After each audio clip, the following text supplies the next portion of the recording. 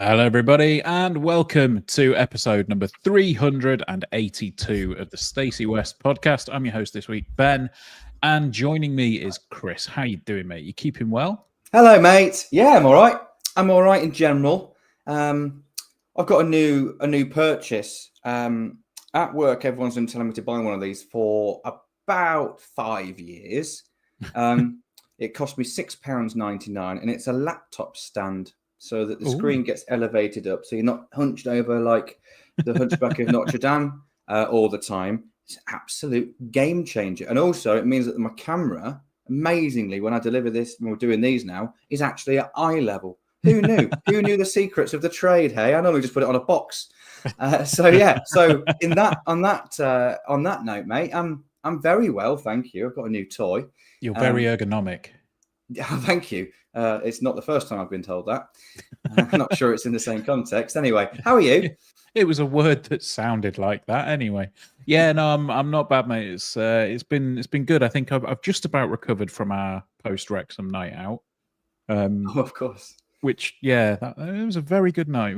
As we mentioned on the podcast, we saw the 900, which was an excellent show, full of covers of tracks from Tony Hawk's Pro Skater games, which is brilliant. There is a re-release of Tony Hawk's 3 and 4 coming out next month, which I'm very, very excited about. We've got a brand new Doom game arriving tomorrow, which I'm very, very excited about as well. But away from video games, yeah, it's been good, mate. I've been trying to adjust to not having Lincoln City matches to attend and see, but I have been watching the playoffs. Watched the Sunderland game last night, and that ended in the most ridiculous way I think I've ever seen a game finish. Literally like 5 seconds, I think it was, on the clock, and they went ahead. And I can only imagine what the noise was like, especially after they've not had the best run in the playoffs recently, have they?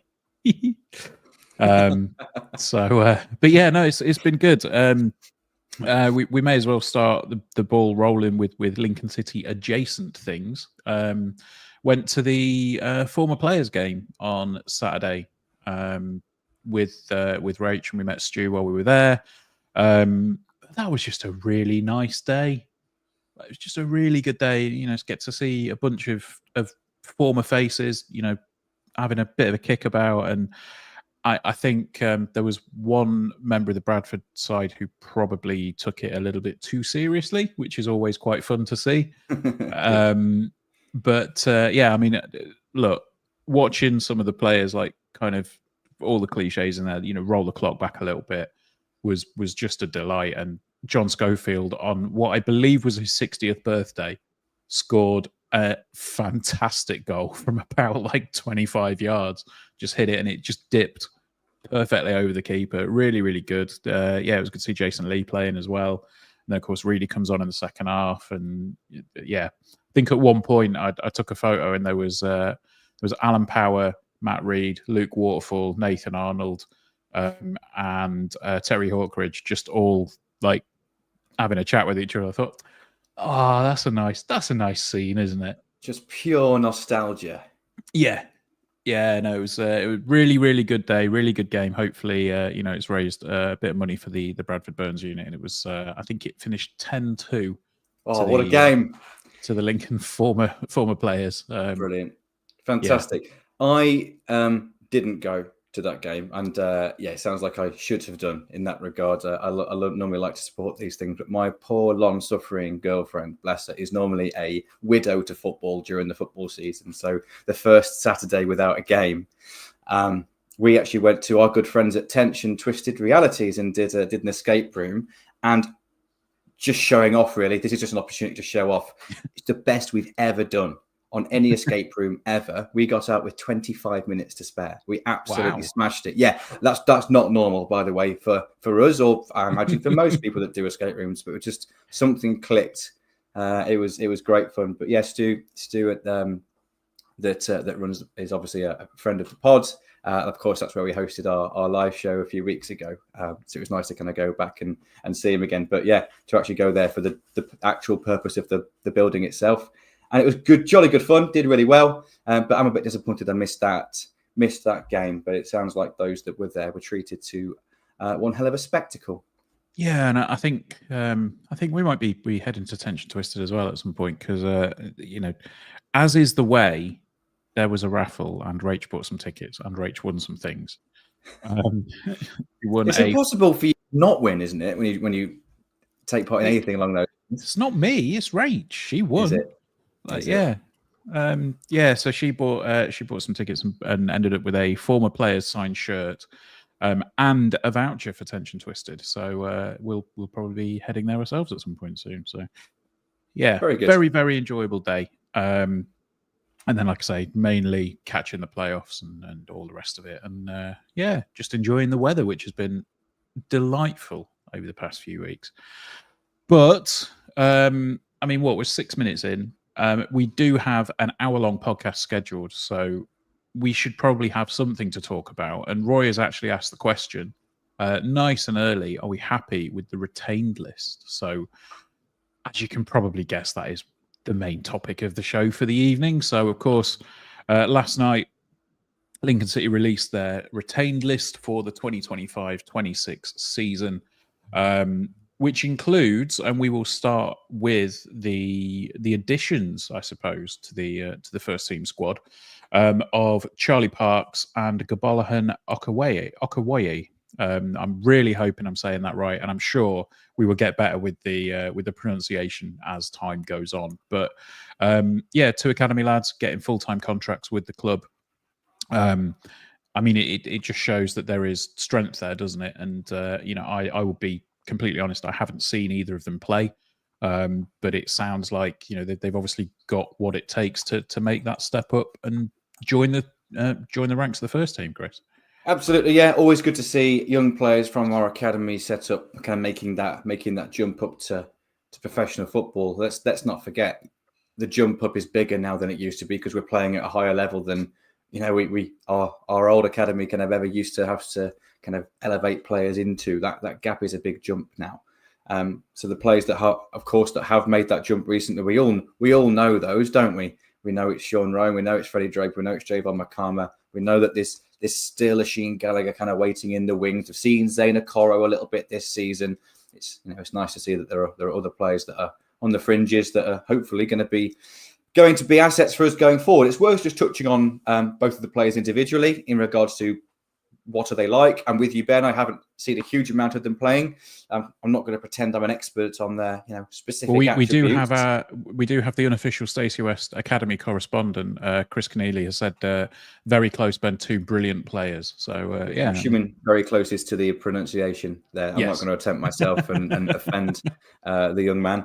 But Okawaye has been on loan at Lincoln United for the second half of this season, and I helped them, of course, to a league win. They're going to be back playing Step 4 football again next season, so that's a good opportunity for him to play in senior men's football already. He signed a 1-year deal with an option of a 1-year extension. And then in Dom Jeffries' style, Charlie Parks, who was the captain of the under-18s team, centre-back, giant of a centre-back as well, I believe.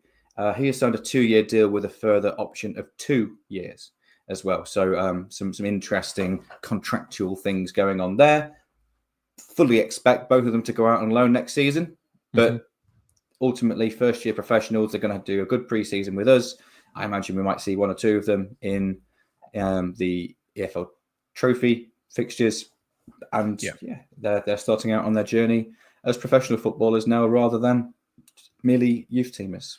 Yeah, so with regard to the trophy games, is it a situation where if they go out on loan to a non-league side, they can come in on the trophy games? Because I know we've had that, haven't we? We've had that with MJ last season, wasn't it? Where he was eligible for selection during the trophy games. Yeah, and Sheen Gallagher as well has had that in his loan clauses as well. So I think if they're loaned into the Football League, which I would be surprised if they are at that age, then I'm assuming they won't be able to play in the EFL Trophy, but non-league they most likely will. I think we did the same with Charlie Kendall, didn't we? Thinking about it when he was on loan at whoever he was on loan at in the National League. Yeah. So I mean, again, two prospects, and it's another feather in the cap for the academy, I think, to bring them through. Even just to get anywhere near the first team in a League One side at this point, when you're that age, is a massive it's a massive opportunity for them, and hopefully they can make the most of it. Whether it is again on loan or whether it is they come back for whichever games they come back for in the trophy. Yeah, we'll be able to see what they're made of. A couple of comments. Andy says that saw them when they played Argyle in the Youth Cup. We do have some cracking prospects. So, yeah, I think I watched a couple of the Youth Cup games. I think they were streamed. So I think I caught a couple of those. And yeah, I mean, obviously it's a different level of football, but you do see, you can kind of spot where some of the talent is. And obviously Zayn Okoro is somebody that we'll talk about shortly. And he was one that definitely impressed in those games in the past. And then, the fact that he's now floating around the first team with lots of rumours going on is always good. So 2 more players that are staying. The club have exercised options on Ben House and Adam Jackson. Now, Adam Jackson was one a little bit earlier on in the season. I think we were all pretty confident that he was going to be going. Lots of rumours, lots of talk about either him or his family moving back up north. And you think, oh, okay, well, he's going, so he's going to be, moving back up to a club up there somewhere. And this was a point that Charlie made on the podcast the other week, where he said, is it going to be a case of we are doing this to Adam Jackson, or we're going to be working with Adam Jackson, and in terms of exercising that option? I think it was a fair comment to make, and it was actually something that I'd not really thought about. But the fact that the club and Jacko have obviously come to some sort of an agreement, we've exercised that option. Adam Jackson staying for another season. I know you've spoken about it quite a lot. I think Emily said similar, and I think I've said the same as well. Earlier on in the season, you maybe think Jacko potentially, I wouldn't be too gutted if he went, and now you think we're just really glad that we've got him for another season at least, isn't it? Yeah, absolutely. I think he's looked outstanding since we've moved back to a back 4. Mm-hmm. I think when he was playing in the back 3, and particularly when he was playing on the outside of the 3, there were a few signs of maybe some weaknesses there. He's always had his certain strengths, hasn't he? He's always been a brilliant defender. But you do get exposed a little bit at times when you're playing that outside centre-back role, particularly on the counter-attack at times when your wing-backs up the pitch. And I think when you play the flat-back 4, even though both those full-backs are going to be encouraged to go forward, when you're in that defensive block, you've got a little bit more solidity around you. And I think he's been brilliant, by the way. And this isn't just a token gesture. I think he's been absolutely brilliant since we've moved back into a 4. And he's partnered, whether he's partnered Pordy, whether he's partnered Tom Hamer or Lewis Monsma, Jacko has been really consistent whenever he was picked towards the end of the season. So I'm really pleased about this, really pleased about it. And I'm always happy to be proven wrong, and I'm always happy to change my mind when new evidence is kind of shown. I saw a few weaknesses and maybe a few question marks earlier in the season, but since we've changed shape and it suits him really well, he's been brilliant. So why wouldn't we keep him? What I will say, I think on the point you made around the point Charlie made around, are we doing this for Adam Jackson or to Adam Jackson, as Jackson even? As much as the extension in his contract, the option that the club held, it was on the club's terms. So if the club wanted to activate that, then they were in their rights to do so. It was they had the final decision, but they're going to talk to him. It's not. Absolutely. It's always going to be a discussion, and it has to be right for both parties, because ultimately you don't want no football club want players there that don't want to be there. You're not going to keep a player at the club against their will, particularly at the age of 31. It's not like there's a huge amount of sell on value there or anything that you want him to activate. It is purely, it certainly appears from the outside looking in, that this is a contract extension because Adam Jackson is seen as a very, very viable option as a first team centre back next season, and rightly so, on the back of his performances towards the end of the season. Yeah, 100%. And he's on, I think he's on 140 something games if I remember right. 164, I think I heard Gary say. Yeah, I could be wrong, he's though. past the 150. I know there were some shirts given out at the awards, and I couldn't remember if he was one of the ones that had 150 or not. But yeah, I think he's getting to that point where he's obviously a bit of a mainstay in the squad, and it's getting increasingly rare that you have players that hit that 150 milestone, and the fact that he's managed to do it when he has had some unfair criticism, shall we say, that he's been injury prone. He's obviously. I think that the times that he's been out through injury have been obviously twice where he got concussions, and then you can't really avoid those. If you get hit on the head, you're probably going to be injured. And then this season, the time that he was out through injury was because of an act of thuggery away at Rotherham. Indeed, yeah, good point. And I think has Jacko over his time at the club missed a fair few games through injury? Yes. So does that mean he's quote unquote injury prone in the same kind of way as maybe Tyler? This is so harsh to Tyler, but maybe Tyler Walker has been in regards to like body letting him down at times. There clearly is a weakness just structurally somewhere in that regard, and some of us are more prone to that. I've got dodgy ankles, so therefore my ankles are more prone to rolling than maybe someone that doesn't have that issue. Now, Jacko's missed a bit of football, but it appears that very rarely has that been through any sort of physical weakness. It's mainly through his own. Either he's been either attacked like he was at Rotherham, or it's been his own bravery. Really, he's been putting his head somewhere. Yeah, exactly. Which is what you want to see from a centre back, isn't it? So yeah. So I agree with you that it was unfair. You can't deny the fact he's missed a few games, but when he has played, he's been pretty over the course of the last few seasons, pretty consistent and a very reliable player more often than not. So I'm really pleased that Jacko's staying. If you'd asked me this in January, would I be surprised? I would probably have said yes, but in the second half of the season, not surprised at all, and really pleased about it. Yeah, no, absolutely. And by all accounts, just a genuinely lovely bloke as well. So I couldn't be happier that that there's been an agreement reached somewhere, and hopefully we see Jacko go from strength to strength next season. The other one of the options that we've exercised is with Ben House. I think this is one where maybe surprise is the wrong word, because I don't think there was any real doubt that we would keep Ben House, but there was maybe that little creeping doubt that you think, will he fit in somewhere next season? He's not had the best one he's not had the best run out this season. Is he going to be playing up top? Is he going to be playing in that 10 role? What do we expect from him? Are we expecting him to score 15 goals next season? How is it going to work? And I think the fact that we've kept him just proves that he's a solid option for a League One Lincoln City. I think Ben House being in the squad may not trouble the starting 11 each week, but I think when he does, his work rate is phenomenal. Even if the end product has probably been a little bit lacking this season, I think what he has brought to the side in terms of effort and work rate can't be argued too much. No, and I'll be on again. We're here to be honest. If you'd asked me a year ago, would we be offering extending Ben House's contract? I'd be saying, of course we would. He's our best striker. Why would you not? And then this season's happened, and he hasn't had the best season. He's been injured at a time.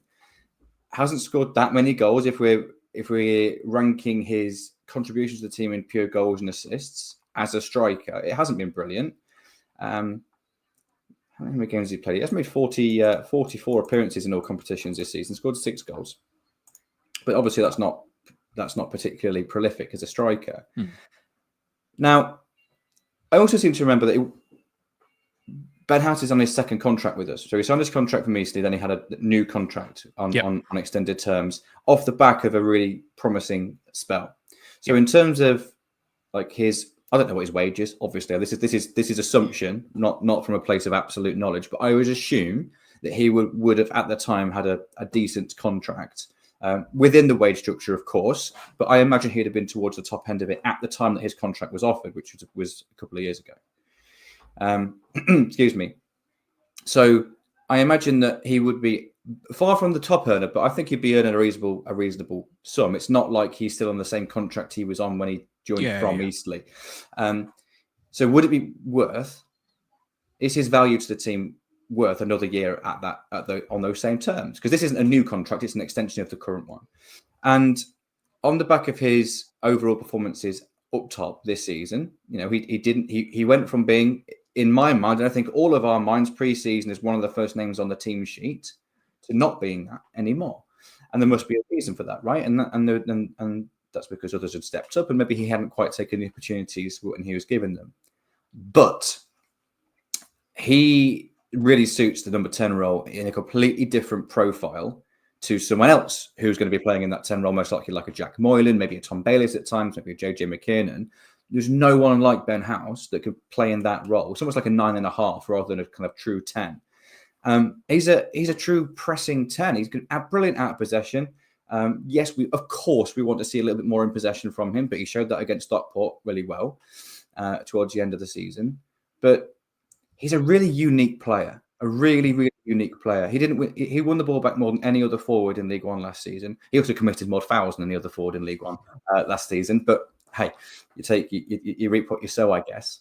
But that means he's unique, right? That means that he's got a skill set there that lots of other clubs just don't possess. Does that mean he's going to fit in against every opponent? Maybe not. Does that mean he's the first name on the team sheet? Maybe not just yet. Depends on his performances, of course. Does it mean that is he going to be worth? Is Lincoln City's squad better off with Ben House in it as an option? Yeah, I really think it is, and particularly without the maybe the goal scoring pressure. Yeah, he went into this season with. We were all hoping he could recapture the form that he had when he scored 12, 13 league goals as our main centre forward that season under Mark Kennedy. But I think James Collins, Freddie Draper, hopefully Rob Street, they're going to be sharing that kind of number 9 role. I really see Ben House dropping into that 10 and being a really viable player in that 10. But it also means there's a bit of pressure off him there in regards to having to carry us in regard to goal scoring. Like, would we like more goals? Of course, everyone does. But I just think, again, it's similar to Jacko, really. My opinion has changed a little bit around Ben House quite a bit over the course of the season. But right now, do I feel it's a really good option, really, really strong option for us in certain matches? Absolutely, absolutely, yes.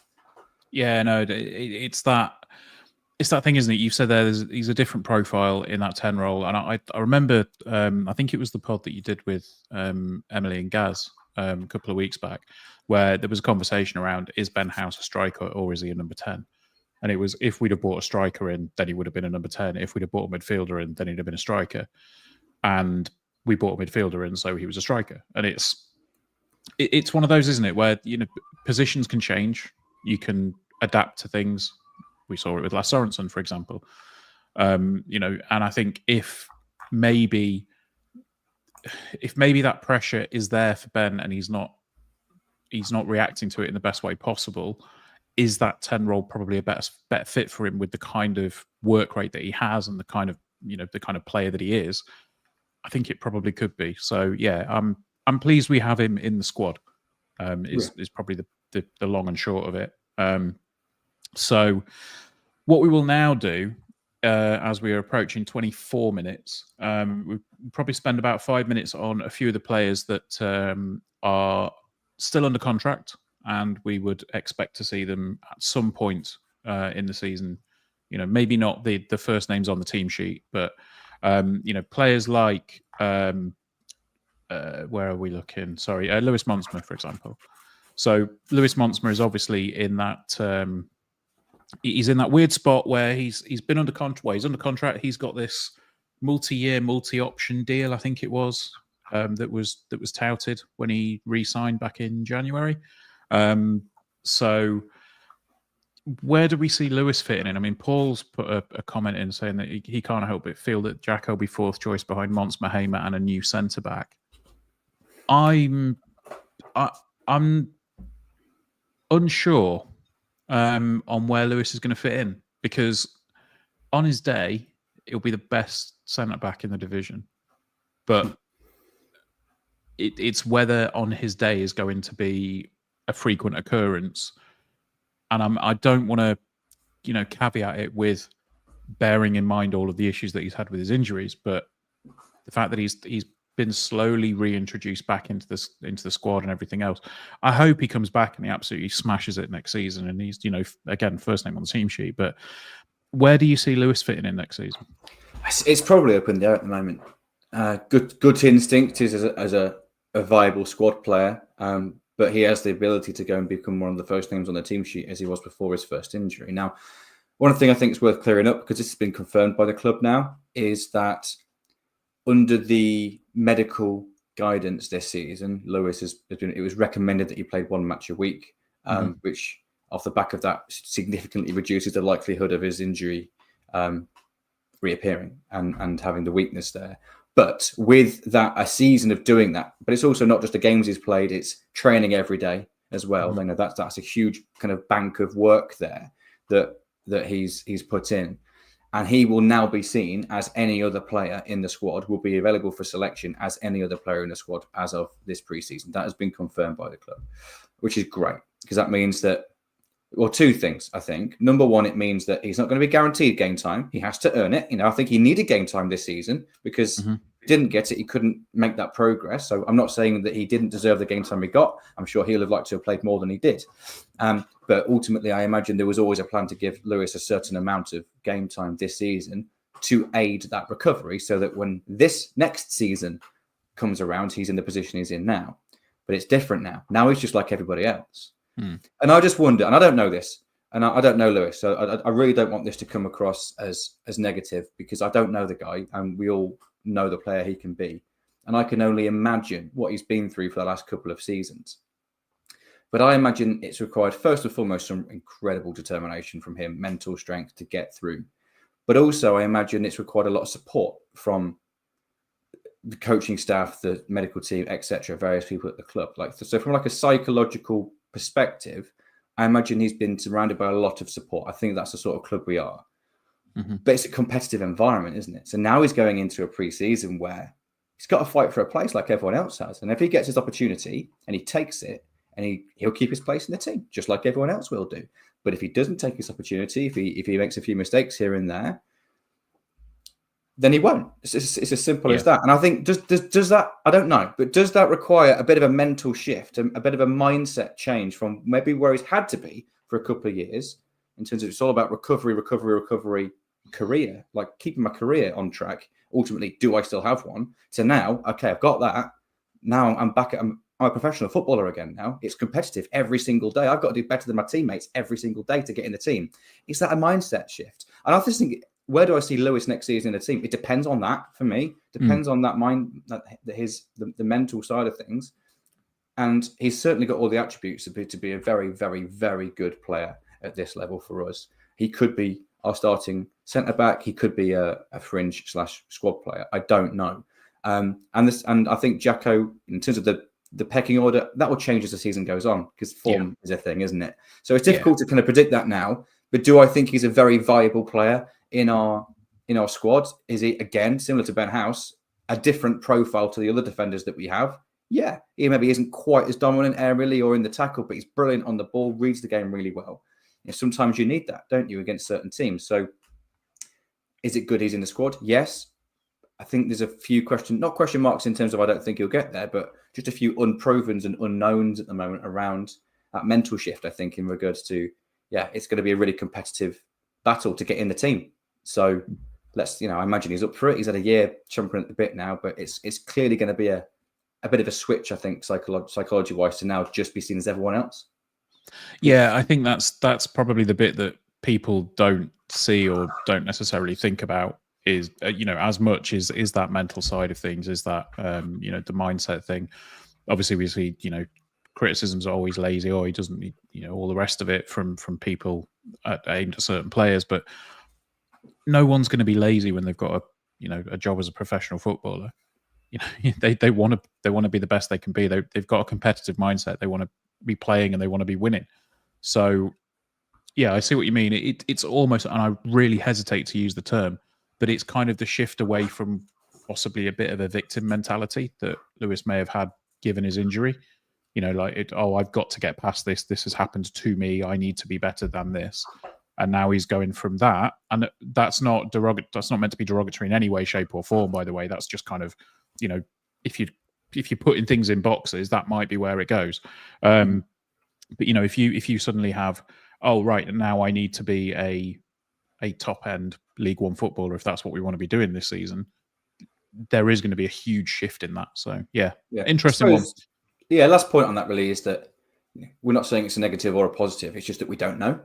And but is Lewis's mentality this pre-season going to have to be different than it was this time last season and the season before? Yes. Yeah, absolutely. Yes, it is. And that isn't the case for other players. So that's why there's a bit of just an unknown about it. But we all know the player he can be. We all hope that's the case. I really like Lewis Montsma as a player. And I've always liked a ball playing centre back. So let's hope he can do it. There we go. Right. Well, we've hit 31 minutes, so it's probably time for a little bit of a break, and we'll say hello to the folks that are watching live on Facebook or YouTube. Always time to get a little plug in. Go subscribe to the YouTube, go like it on Facebook, whatever you fancy doing. It's all really good. And we'll see you the other side of an ad break. I don't know. Again, I don't know what the ads are. I don't know what they are. You'll hear it in a second, and we'll see you in a bit.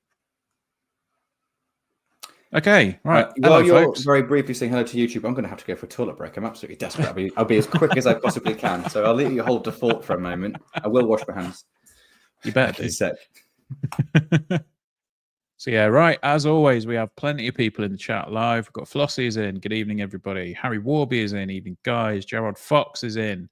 Andy S is here. Roy, I'll leave that one for when Chris comes back because it's a very nice little message. Dom's in. Dave Tuplin's in, Oliver Hardwick's in, Andy Brown is in, John Davison's in. Chris has said things there. Steve Barton's in, as always. Good to see you, mate. And yeah, I think that's it in terms of the bits there. I think Gaz might be watching on YouTube. Says that's the lead behind him, so it'll only be a second. Don't listen too hard; you'll hear him. That's why I'm trying to talk so that it drowns out any noises from Chris's bathroom. Now, how are we doing? Are we all good in the chat? Okay, I think that might be Charlie then, not Gaz in that case. With the second comment that's come up there. I was saying, what I thought was Gary put a message up saying that's the loo behind him, so it'll only be a second. Don't listen too hard. And then I said, I think it's Gary. And then the comment, oh, no, it is Gary. Okay, fair enough.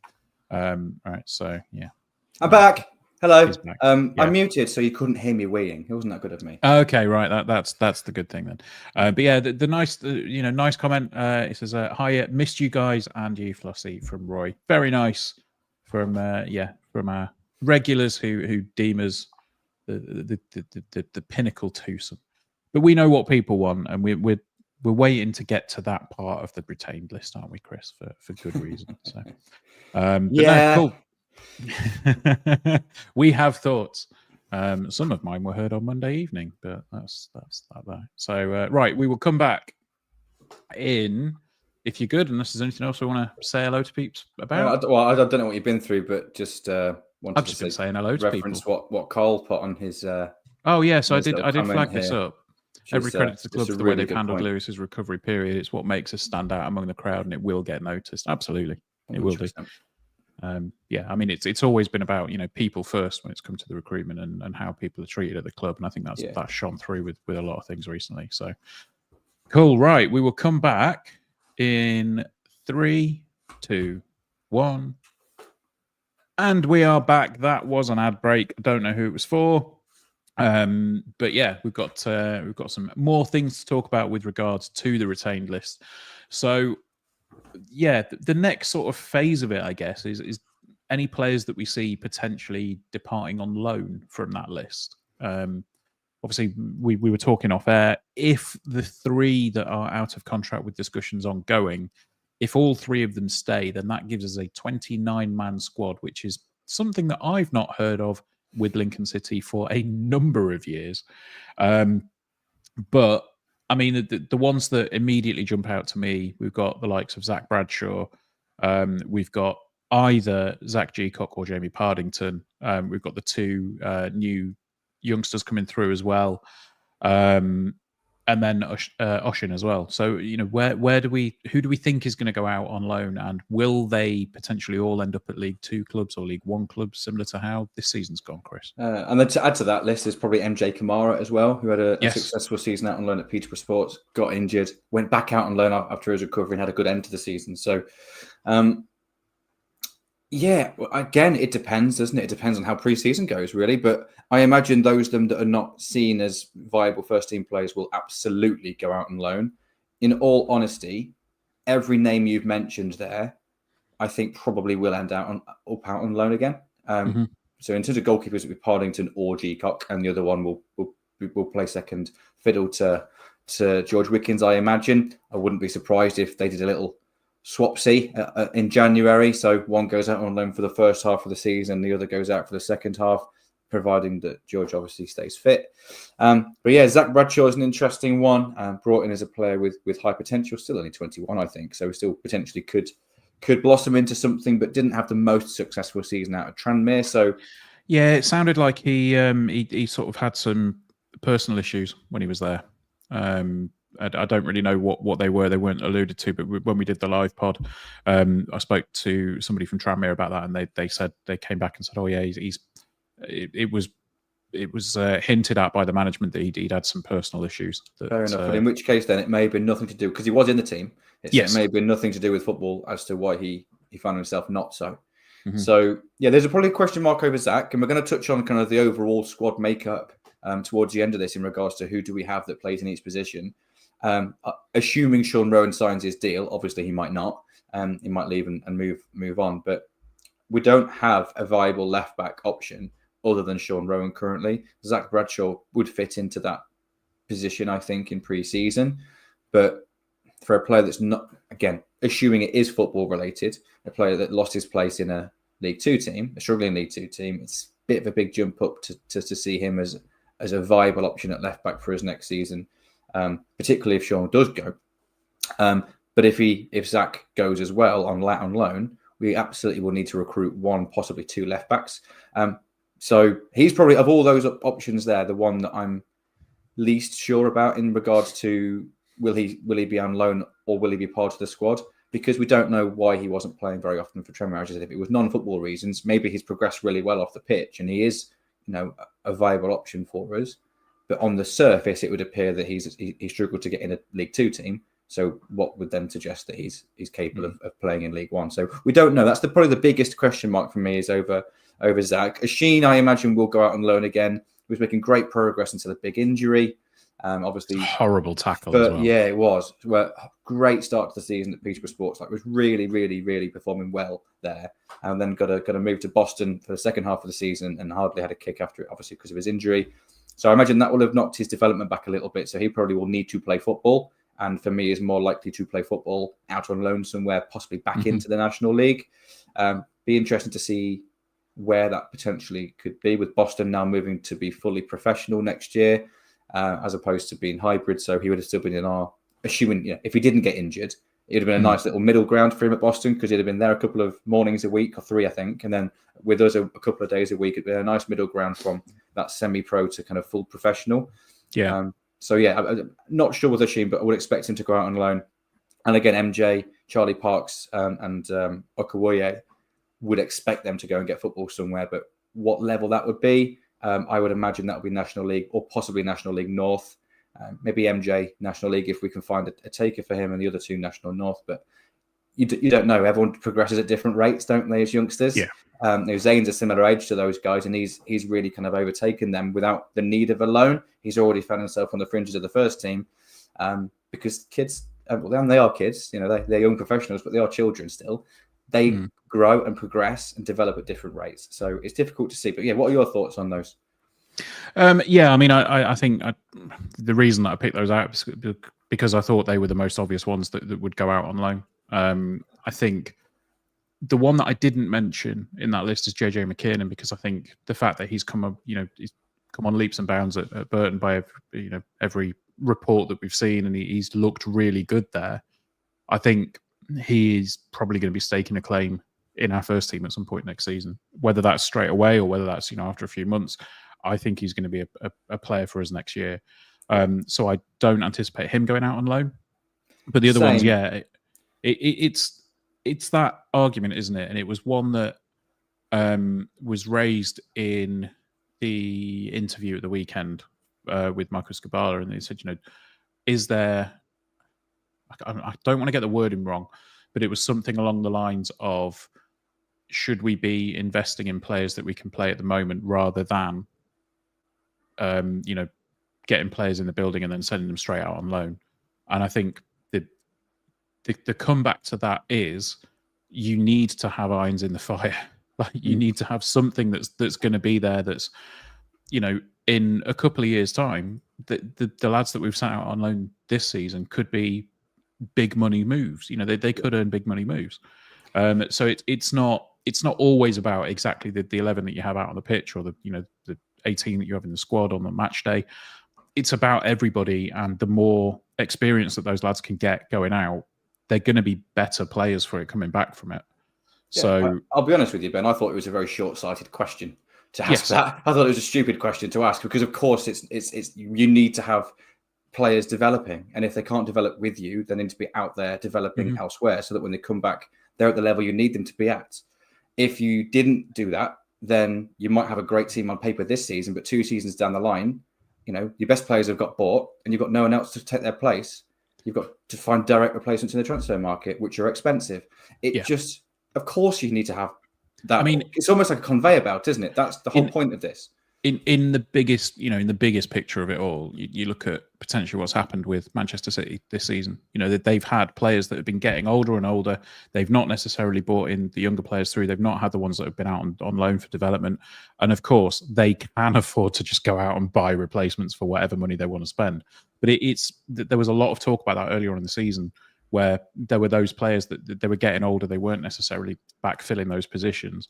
And it came to bite them at some point, because they were crap for a big period of this season. So yeah, absolutely. Great. It's a great example, that. And obviously that a team that has such finances, that can just fix it in January, can't they? But yes. It's not. Yeah. That's not the same for everyone else.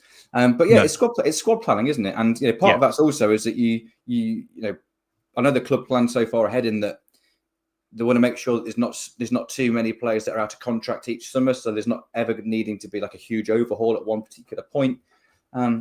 It's part of that. So however, on a slight counter argument to that, do I see us signing fewer players of the Zach Bradshaw mold, the Jay Ben mold, where not that experienced, but we've seen a little bit of something, it's worth taking a punt on them, let's see.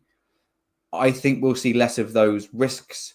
I think JJ McKinnon and Rob Street were not seen as risks. They were signed with a long-term mentality that may need a loan, that may need to play elsewhere before they come back to us.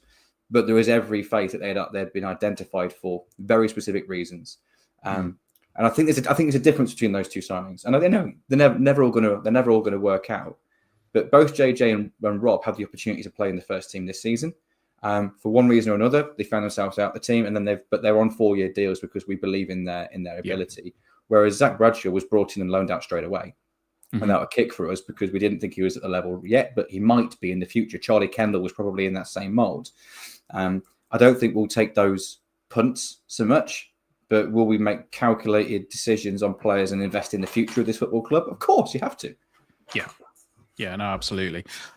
So talking about the future of the football club, there are 3 with ongoing discussions as to whether they will be part of that future. And I mean, we knew who they were, so it's no big surprise. Paudie O'Connor, Sean Rowan and Zane Okoro. Now, I don't want to spend too much time on this because we've talked about it before, and ultimately it's all speculation and innuendo and all the rest of it. But what I did find interesting was that in that interview that was out on Radio Lincolnshire, Michael's response to the question about Paudie O'Connor is that, we're still talking to him. Yeah, we're still talking. And there's absolutely a chance that he could still be part of the squad next season, which, I don't know, part of me thinks that if he was going to go, definitely, then those talks would have ended. And the conversation would be, well, we're on the 14th of May now. His contract ends on the 31st. In 2 weeks' time, that's it. I'm done. But I don't know how much of that is me trying to cling on to a little bit of hope that we'll see Paudie next season. But there's there's an element of that, I think. I think he's in a different situation to both Sean and Zane. In fact, they're all three unique situations, aren't they? So yeah. But Pordy is a bit more unique because he is 28 in a few weeks' time. Mm-hmm. So that's hardly old, is it? But he's absolutely in the prime of his career right now, and he has the opportunity for one more big contract. Well, that's it. That's just the nature of professional football. Is that at the age that he's going to be in for the next 2, 3, 4 years, which is one contract length really for most players at that age. That's his prime. That's where he's going to be his best football, and it's his best earning opportunity. Yeah. I get the feeling that Pordy isn't 100% money driven, by the way, because I think he wouldn't still be here now if he was.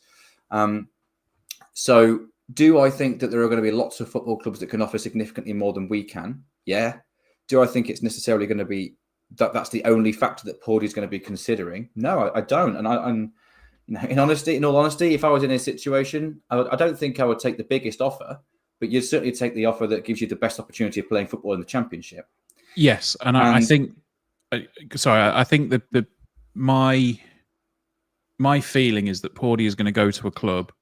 If he does leave us, he's going to go to a club that will, and I think this was wording that was used, that will match his ambition. So, I don't feel like he's the kind of player that will go, I want to play in the Championship, so I'm just going to sign with a mid-table Championship side and then sit in there and maybe get the odd game here and there and say that I've played in the Championship.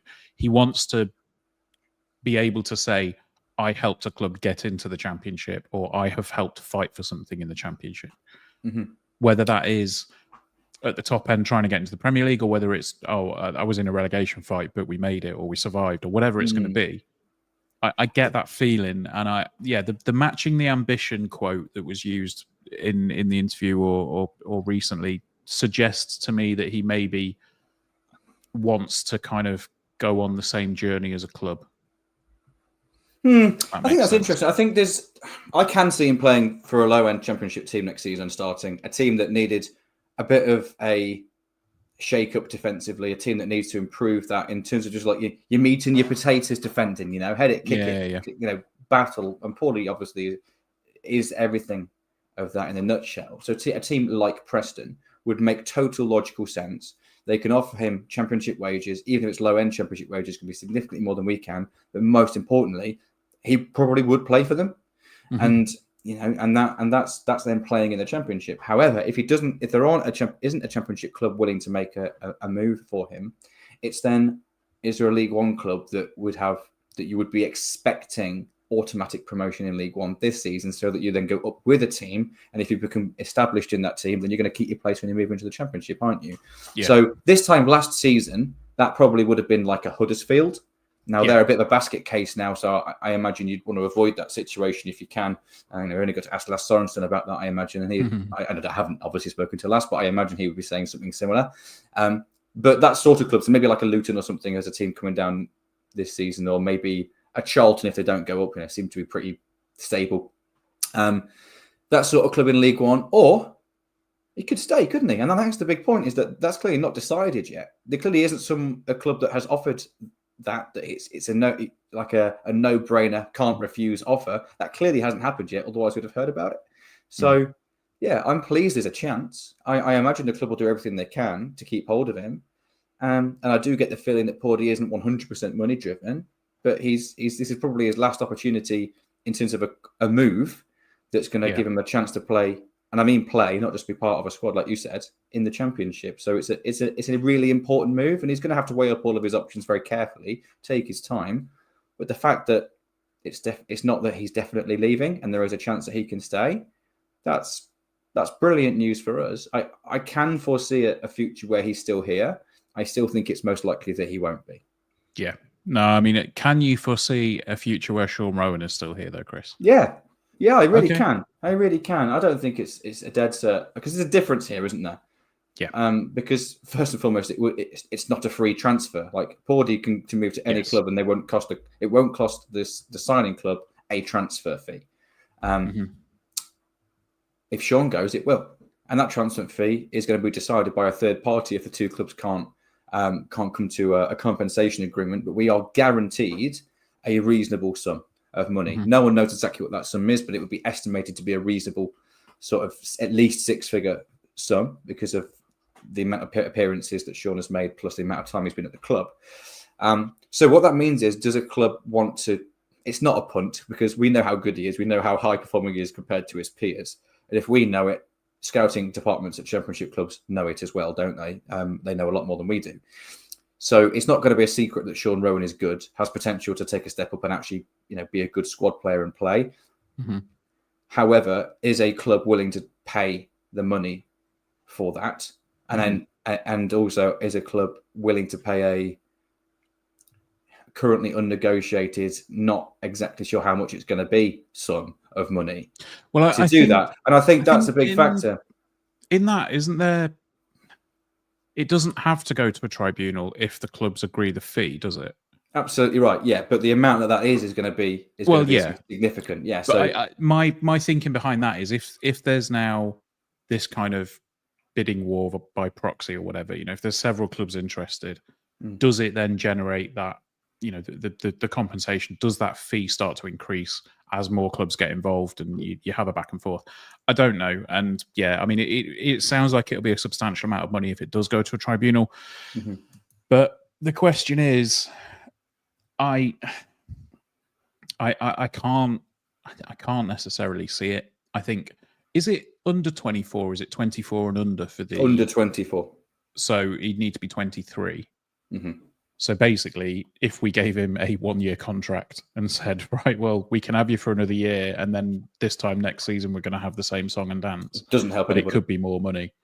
Like, yeah, I don't know. Yeah, I'm. I'd be surprised by that. I think honestly, two situations. We needed to sign a 3-year deal because 2 years doesn't help us because it means if you could run it out in 2 years' time and we don't get the money that we're due now. Mm-hmm.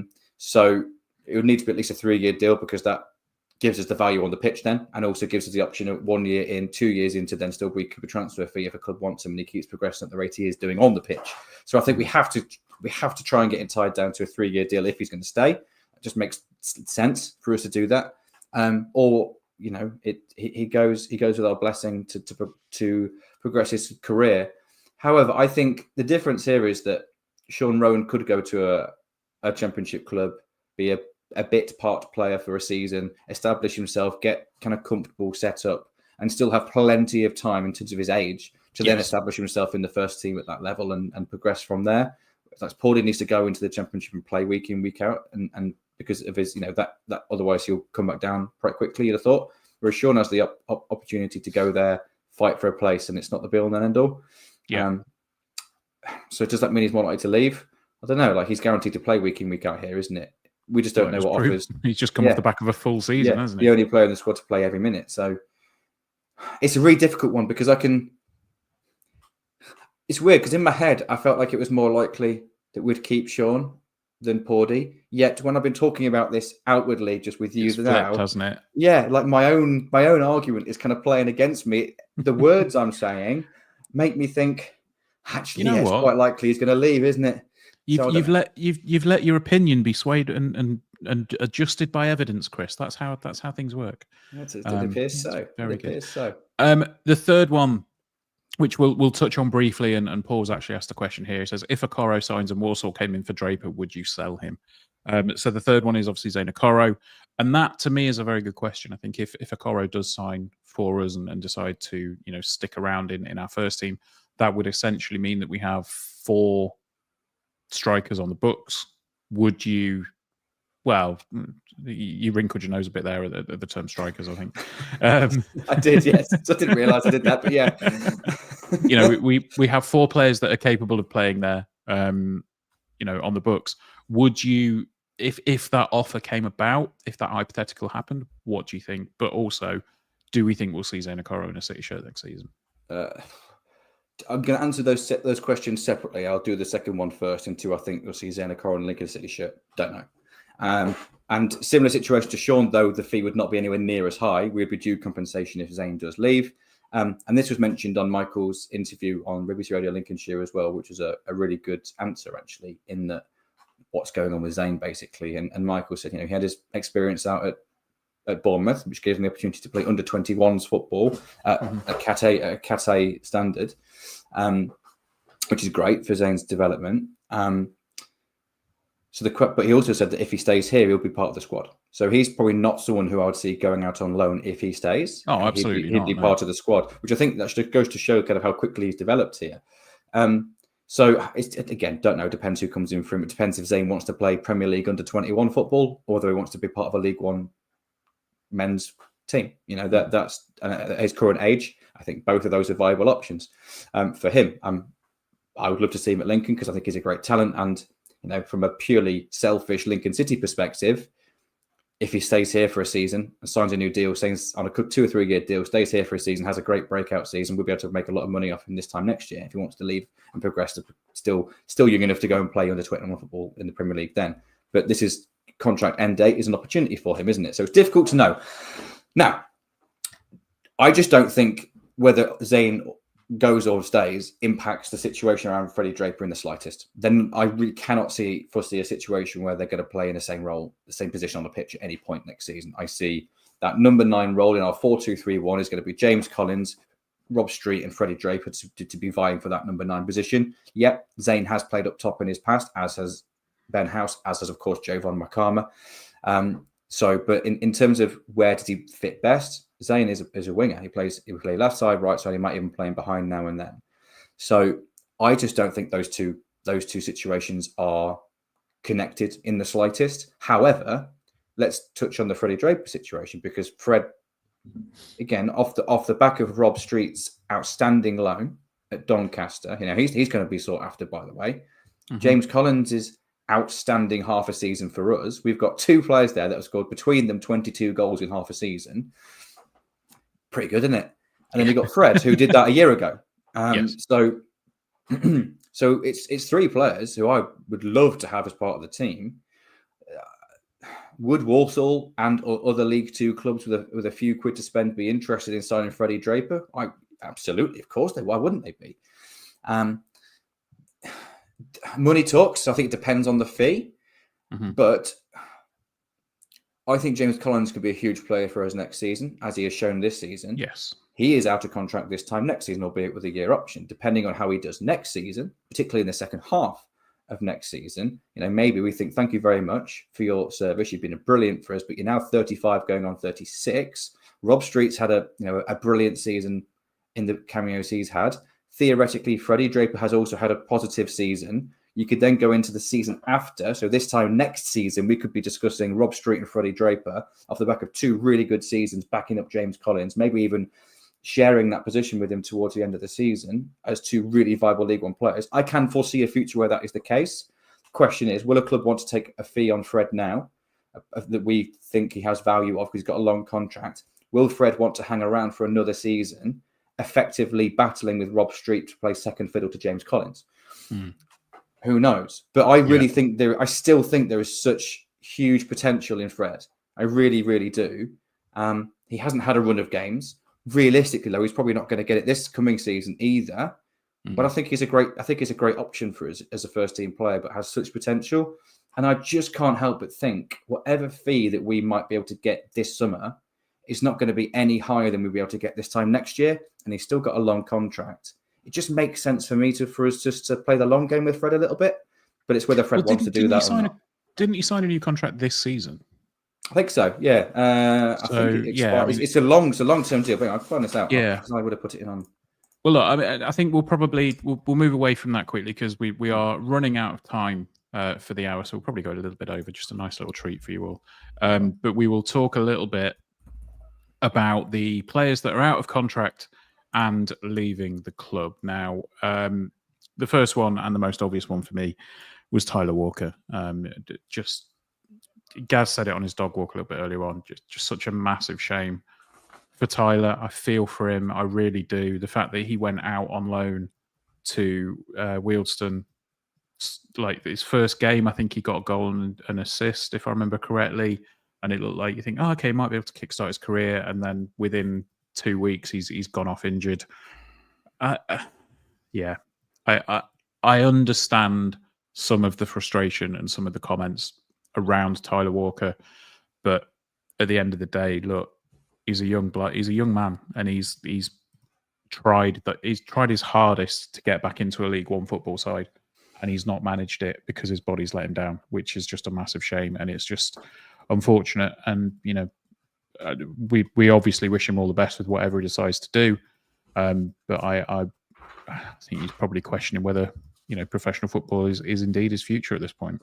That's what he's fighting for now, isn't it? And it's just desperately sad situation. But I'm going to echo everything that you've just said, and I think we pretty much had the same conversation when he went out on loan to Wealdstone. We kind of said, well, that's farewell then, and it's an opportunity for Tyler to keep his career alive. And I sincerely wish him all the best. I remember we did a live podcast in the moment when, or a YouTube live, whatever it was, as soon as it was announced, because it was such big news for us when we signed him. Yeah, but it just hasn't worked out, and it comes as no surprise. It goes with our best wishes, but from a purely ruthless business kind of football perspective, we obviously haven't got any value out of Tyler on the pitch, so it makes total sense to reinvest that elsewhere, sadly.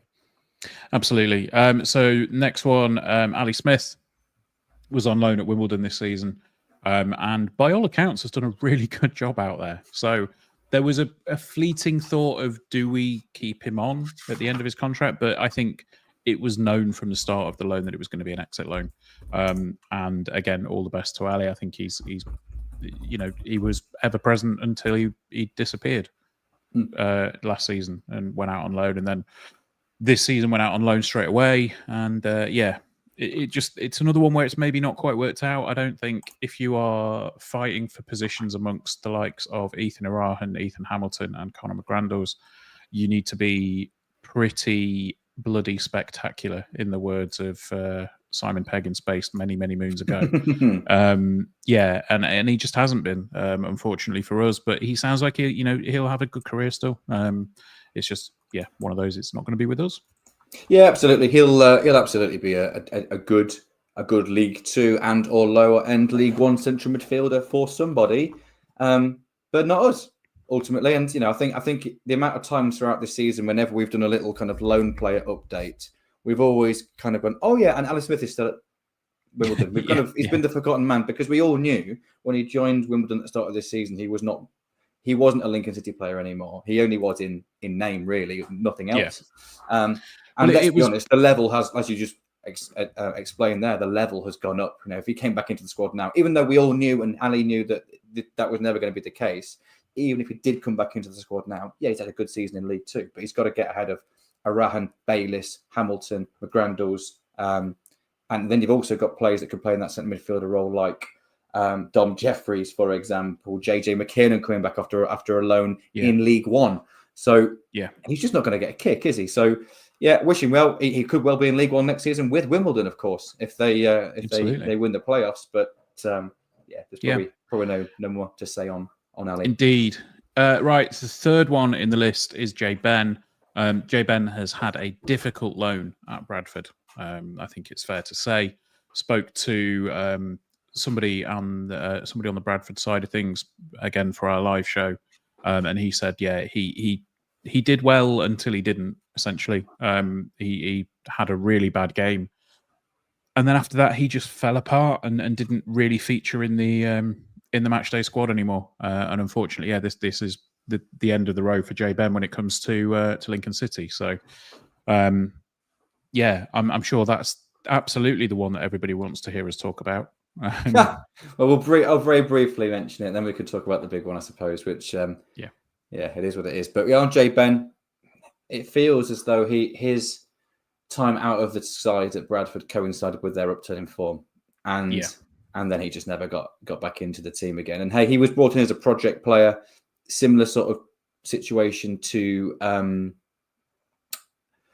Zach Bradshaw, as you mentioned earlier. And maybe it's that sort of sign that maybe I'm not expected to see too much of in the coming window.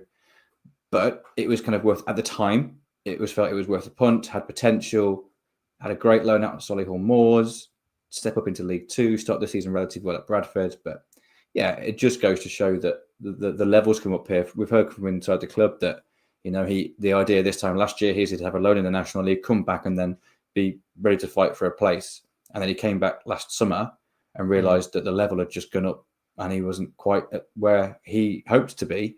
what he was coming back into, we were better than we were when he left, and he felt he was far away. Hope would be, okay, play a season a level higher than he had before, come back. But he hasn't really played, so it makes just sense for us to kind of think maybe not quite league on quality right now. Go and have a good career where you can, and it was worth a go, wasn't it? It was worth a go for all parties, but this one just didn't quite work out. Yeah, no, absolutely. And there we go. That's the end of the putt. No, look, we've got to talk about it, haven't we? We've strung 50 odd people along on the live stream for this long. So the first line in the the third line in the statement around the retained list says, Lucas is keen to continue his playing career, but the Imps have made clear the door is open for him to start his coaching journey with the club when he is ready to do so. So, obviously, the fourth name on the end of contract out the door is Sam Clucas. Now, this has been a bone of contention for certain areas and certain people for the past few months.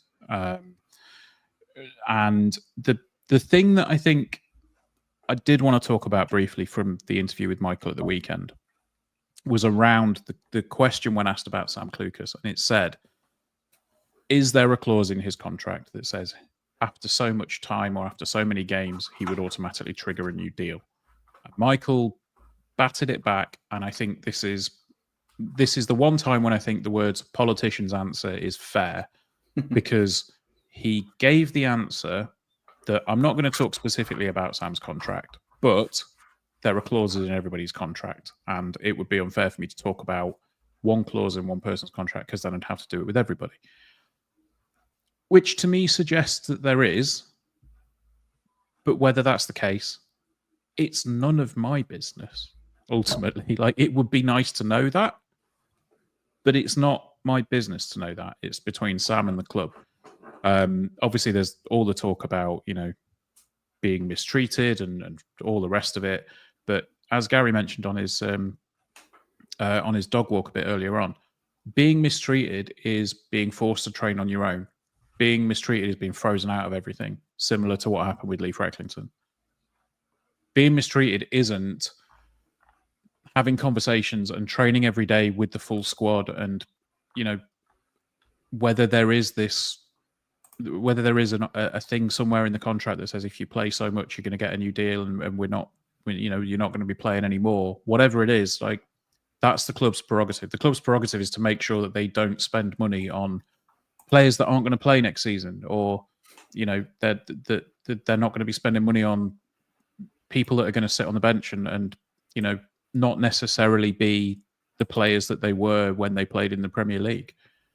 And I'm not, I'm not trying to disparage anybody in this situation, but it has been so tiresome to watch a lot of this discussion play out. Yeah. And we've said it before, we've said it since. And is there more to it? Of course there is. There is absolutely more to this situation than has been made public.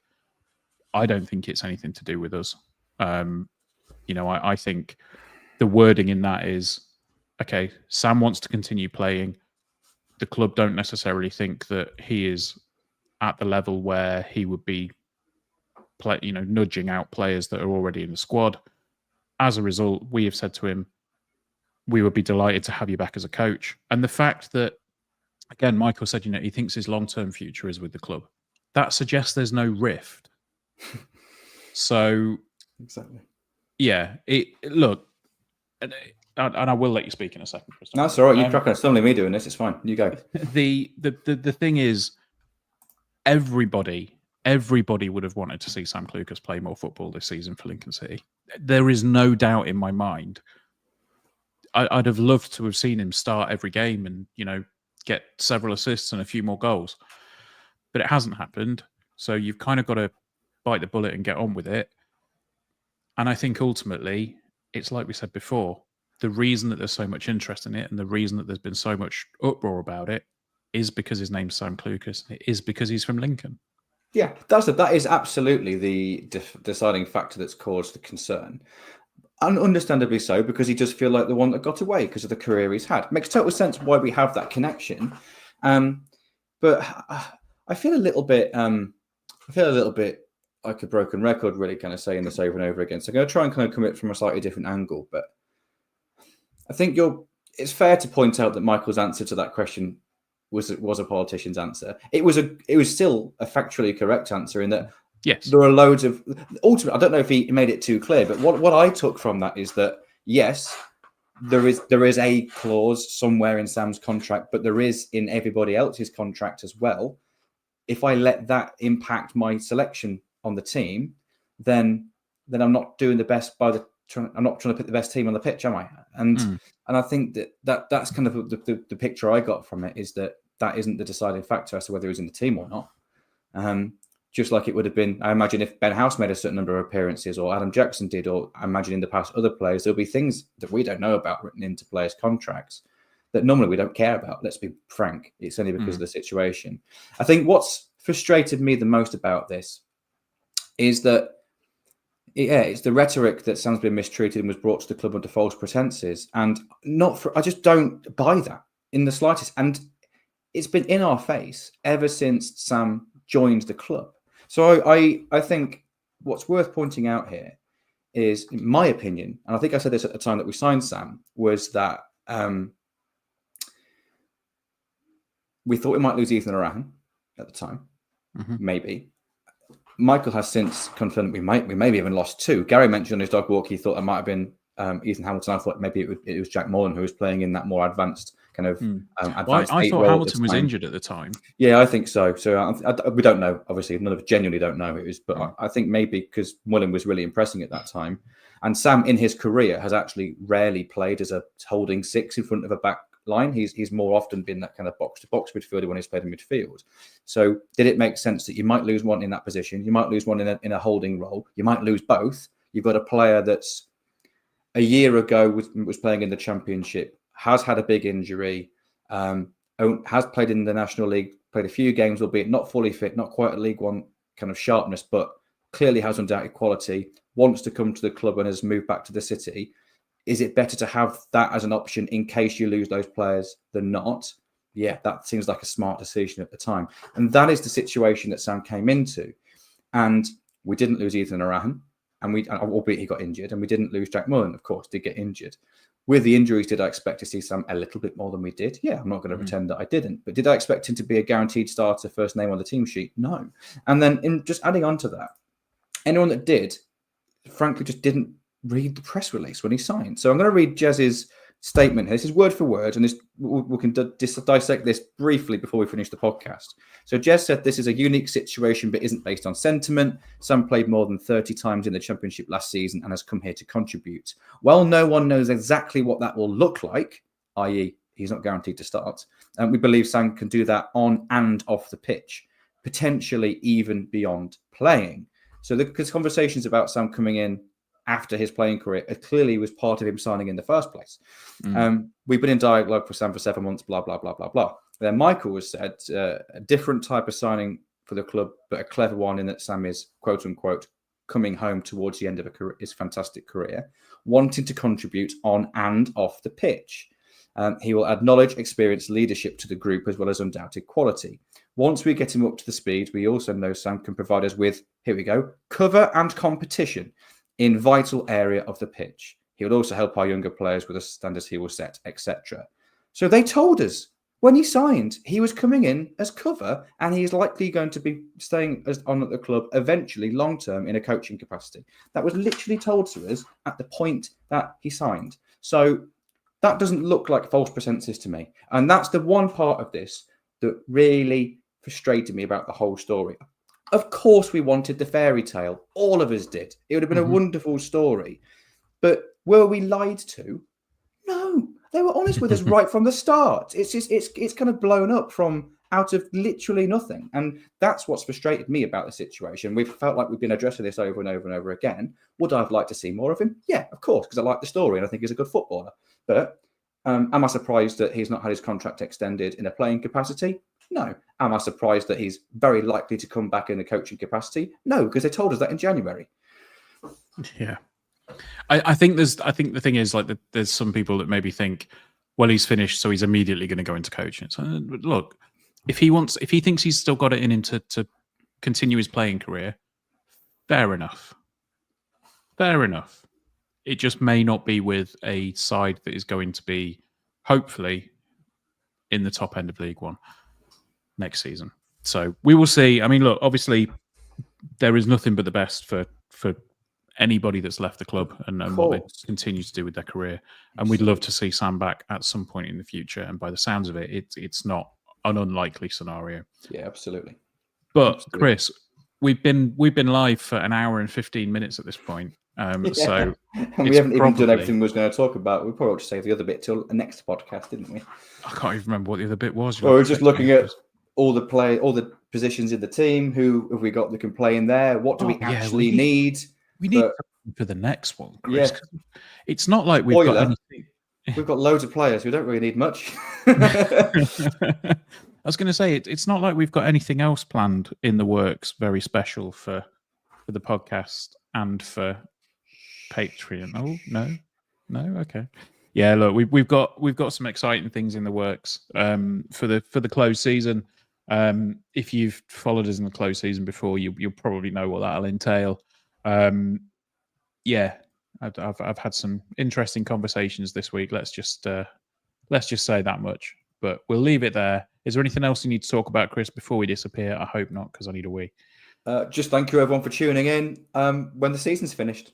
This is nice, isn't it? So a lot of our minds are away from football at the moment. So thank you all for still being here. We'll continue to do one a week throughout the summer and then go back to our regular 2 a week as of the start of next season, in case anyone missed that from, I think, the last podcast that was mentioned. So we'll still be here. Hopefully you will be too. Yeah, absolutely. Every Wednesday, I think, is the plan. Unless we're not available on the Wednesday, and that'll be the Thursday, like we normally do on the Stacey West. So, right. Actually, one last thing before we do go. If you haven't watched it, definitely check out the Unforgotten documentary that was on BBC Two on Sunday. It was harrowing. It was, it was really, really enlightening. Everything that went on with in Bradford on the 11th of May 1985, it was absolutely it's a devastating watch. I would advise everyone to go and do it, but I'm aware that's a slight downbeat note, but we will disappear and say the only thing that is left to say, up the imps. Up the imps.